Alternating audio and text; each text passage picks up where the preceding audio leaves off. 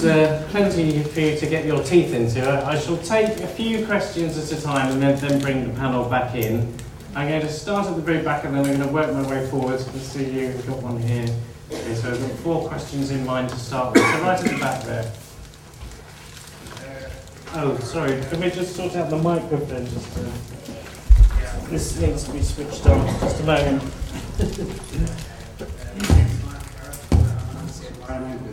I believe in growth throughout. Jonathan, I mean, you did try to agree with Daniel, but then you sort of come out with lots of smarmy, nice, aspiring insults yourself.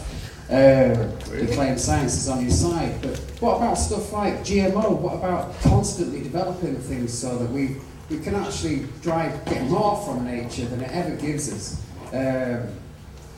Yeah, I mean, ultimately the world's going to go pop anyway. So really, it should all be about mobility and expanding our horizons more and more rather than limit ourselves. I mean, you talk about growth within limits. Don't you think that's a bit contrary? Okay, thank you. And then there was the question. Yeah.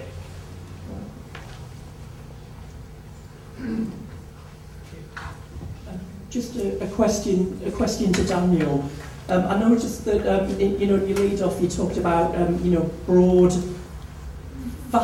ideas, anti-human, elitist in terms of the green movement.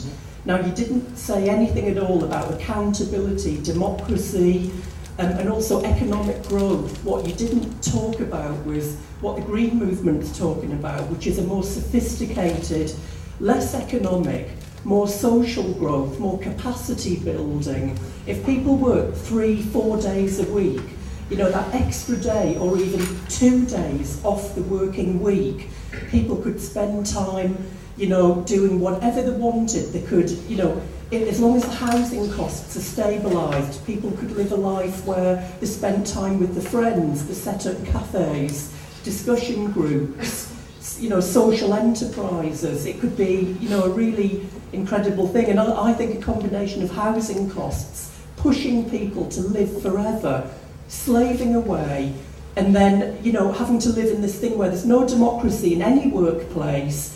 We vote once every 5 years as a council election. You say nothing on that. And is it because you're coming from Hayek and Friedman, those nightmare economists of growth from the 80s that decimated the North East? Okay, thank you. This lady here. Vested interest here. I've just published a book arguing for a sufficiency economy, which obviously wouldn't go with the growth idea. I do agree you punched Johnson quite well on the nose when you mentioned about the incipient elitism in the green movement. Yes, they don't, I don't think, emphasise the social aspect of what they need to do as much as the ecological aspect, and I think that is important.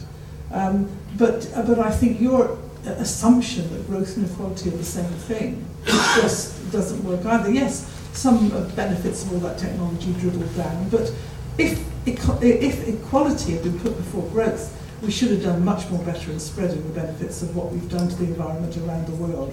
And it seems to me that by arguing there are no limits, you lose the case for equality, because if there are no limits, then it's just somebody's fault they don't get off their asses and go and do something, because there's plenty for everybody, there's plenty to go around, and they should just get up and go and make a car, go and make a Ferrari in China. Why not? Stupid people.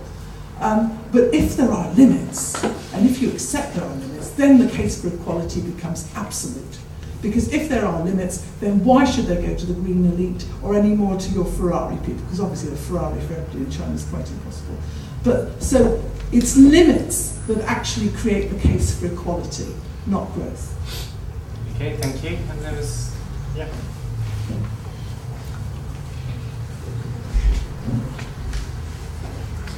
Hi, I'm that allegedly rare thing agreeing with some scientific training. And I view a lot of the debate at the moment as being comparable to the debate that was confronting Darwin in the past, in that the argument currently made is between whether or not growth leads to environmental problems. And as far as I've ever argued, that isn't the argument I'm making at all. I'm saying there is a common ancestor of these two things, and using approaches such as taught by the Chicago School, as Jonathon mentioned, has put a lot of the world in poverty, for instance. And I don't think growth in itself is the problem, but the problem is what growth is based on in the modern world. Okay, thank you. And there was a question here somewhere. I've lost the person. Was someone just here? No? They've gone. We'll have one here. I'll come back there after I've brought the panel back in. I'm going to see a few questions back there. Thanks. Yeah, it's just a question picking up on an early question, mainly about lifestyle, I guess. Like, I obviously appreciate the whole consumer products argument, but obviously with that comes, as I know from my work in citizen by tremendous amount of debt. And obviously it seems like a zero-sum game up to a point. If everyone's striving, there are always going to be people who don't quite achieve it. And so maybe the issue isn't so much poverty as inequality, and I was wondering how you'd essentially resolve those kind of problems. Okay, thank you. Right, I shall bring you both back in.